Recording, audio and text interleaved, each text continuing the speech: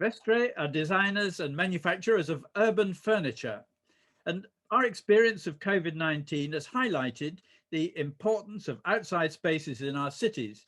So I thought it'd be interesting to hear from Jan Christian Vestre about the company and their response to the pandemic and also to climate change. So perhaps first, can you tell me, Jan, about the company and its background? Yes, and first of all, thank you so much for inviting me. Vestre is a family-owned company based here in Oslo. It was actually founded by my grandfather back in 1947. So we have been in business for quite some years now. We are one of Europe's leading suppliers of social and sustainable furniture for outdoor use. We work in close partnership with some prominent designers. We do have all our manufacturing here in the Nordics based on 100% renewable energy, the greenest possible materials, and we provide all our furniture with a lifetime warranty. And honestly, our goal is not to sell as many benches and chairs as possible. Our goal is to change the world one neighborhood at a time. And we are doing so by creating social meeting places or arenas for everyday democracy, as we call them, where millions of people get together, share life ideas, experiences, get to know each other, because that is what building mutual trust, community, and togetherness in our society. And we need more of that before the pandemic, and we will need more of that kind of togetherness also in the world post COVID. So our goal is not to become rich or to sell as many furniture or push products. Actually, if people choose a product from Vestre, that's great, but they can go choose another product or they can build their own chair. The most important thing is that we use our outdoor spaces as inclusive arenas where people can meet, because I'm really worried about the situation we are facing in many countries today. You know, it's getting more polarized. This us and them thinking instead of the we approach is increasingly in many places, and that's something we really have to avoid, because it's better for all of us if we can treat each other with respect and decency. And so that's what Vestre is all about. Some people would say it's a democratic project more than a commercial project, and I would agree. And you've got quite a nice factory and headquarters designed by Snøhetta, I think. Yeah, that's correct. Yeah, our headquarters here in Oslo is designed by Snøhetta. We work in close partnership with them. We know them. And they also designed our factory in Sweden, which we built back in 2013. So what are the sort of key projects that you've done, and what sort of things are you currently doing? Yeah, so we are involved in all kinds of different projects. It has been a bit difficult, you know, because we are talking about social meeting places. We are talking about bringing people together. We want to share this idea of the Norwegian concept, which is called allemannsretten, which means the public access rights or right to roam, because we think that the outdoors belong to everyone. So again, this very democratic approach to city planning. That has been a bit difficult during a pandemic where the government tell us not to spend time together and to keep the distance, but I think the outdoors will become even more important in the years to come. So we are involved in all kind of city development projects all around Europe, in the US, many projects ongoing now in the UK. UK is one of our fastest growing markets right now, but we have also had the courage during the pandemic to do new things. For instance, right now we are building the world's most environmentally friendly furniture factory here in Norway. It's actually the biggest investment in the Norwegian furniture industry for decades. It's a Paris-proof project. It's a factory reducing the CO2 emissions by at least 55% and the energy consumption by at least 90% compared to a similar new factory. It's designed by big architects, Bjarke Ingels Group in Copenhagen. So it's a quite spectacular architecture, and I'm proud because we have developed an entirely new typology where architecture, design, people, nature, climate, technology, everything is kind of integrated to each other. But that was a quite, bold statement to do during the pandemic and the worst economic recession since the 30s. We just launched the world's first bench made from ownerless recycled plastic. And we were actually a few weeks ago the first furniture company in the world to publish all environmental data on all our products, EPDs, environmental product declarations. We are the first on the planet doing that. So now people can see exactly how much climate impact and how much energy is needed of manufacturing all our products. So we really want to lead the way in the green shift. It's urgent. We are impatient. We have to speed up. There is too much talk about the green shift. It's too much talk about the climate. What we need is real action and more action. And I think it's important also to use this time during the pandemic to be bold and to act brave and to do the things that should have been done in the world many, many years ago. And you know, as I said, our goal is to change the world one neighborhood at a time. That's what we are. That's our mission. So, and it makes sense also then to do the right things. And I'm really proud of what we have accomplished so far. And our goal is to be recognized as the world's most sustainable furniture brand. So we're not there maybe yet, but we are getting there, I'm sure. Very good. So the whole concept of healthy streets was a policy here in London before COVID, but of course it's been accelerated by the pandemic. Are you seeing impact of that right across your markets?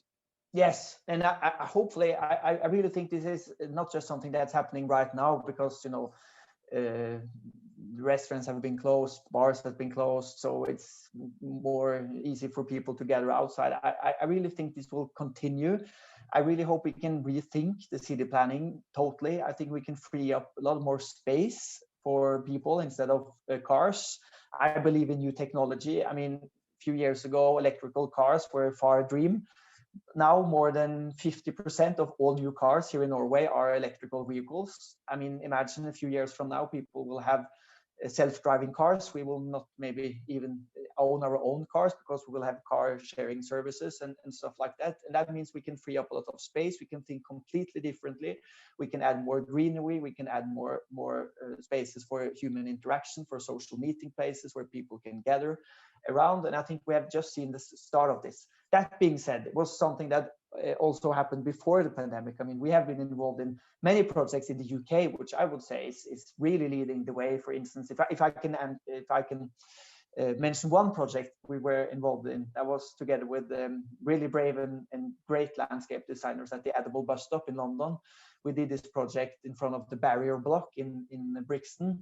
The police were afraid of adding social furniture because they expected, so I think they called it the antisocial behavior, which that was a bit strange to us because we think it's opposite, you know, when people get together and when you make the cities more inclusive and more social, that's not antisocial behavior, that's actually social behavior.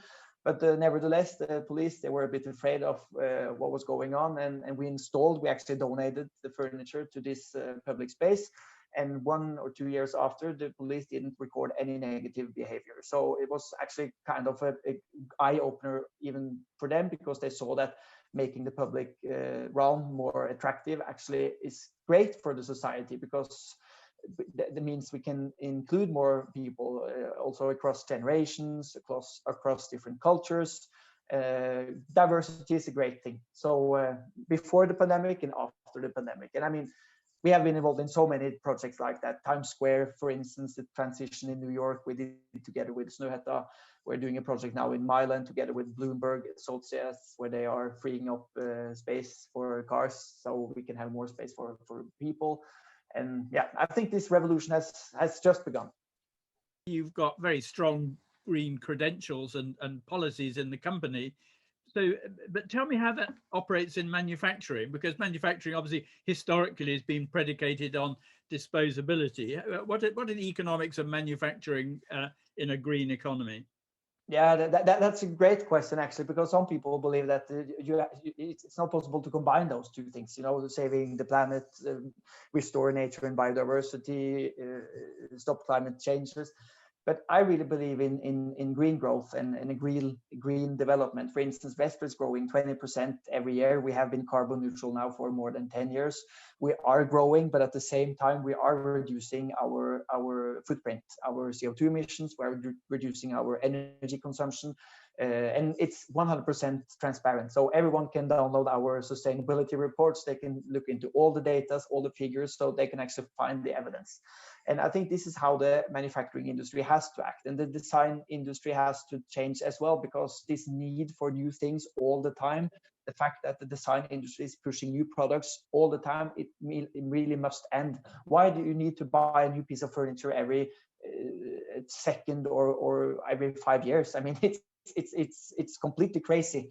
A piece of furniture should last for at least 30 years. And as I said, all our products come with this lifetime warranty. And if you travel around Norway, you will find Vestre furniture from the 50s and the 60s and the 70s still out there being used. So designing and manufacturing things with a long lifespan, it's not difficult at all, actually, if you believe in that. But this very consumption-driven society where it's allowed to manufacture throwaway products, and we throw away stuff, and we use more resources, we manufacture new stuff. This really has to end now.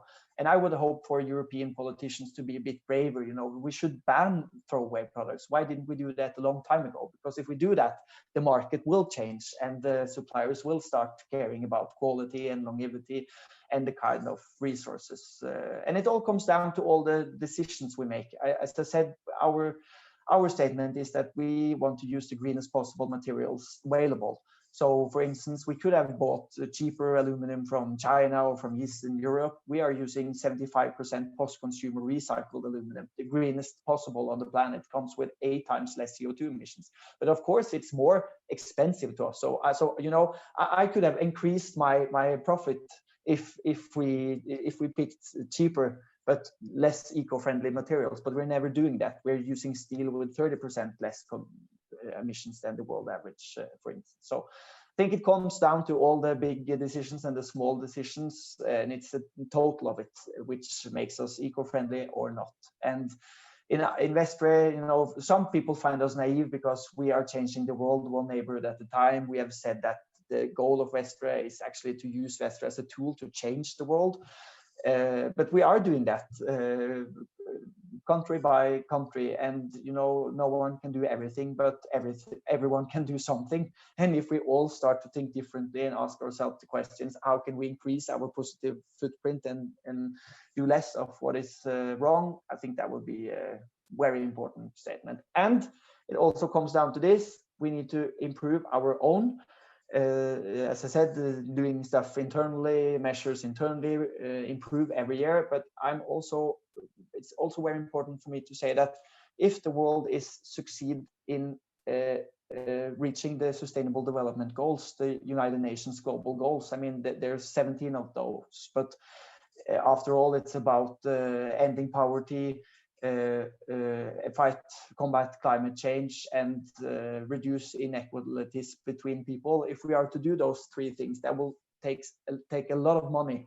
And it's important that also the private sector and the private companies step up, you know, and in solidarity. And I'm really proud that Vestre is donating 10% of our net income every year to finance sustainable projects around the world. And I can tell you one thing: if all Norwegian companies had acted like Vestre, keeping 90% of our profits for new investments and then giving 10% for sustainable projects, the Norwegian private sector would have matched the entire Norwegian foreign aid budget, not only once, but twice over, meaning that Norway could have stepped up as a community with 3 foreign aid budget. And Norway, as a small country, could then have financed education, for instance, for all the 60 million kids today, which don't have education. So again, no one can do everything, but everyone can do something, and we need more companies acting like this and stepping up in the green shift and in the green transition, because we all have a responsibility of making this world a better and more eco-friendly and more fair place for everybody.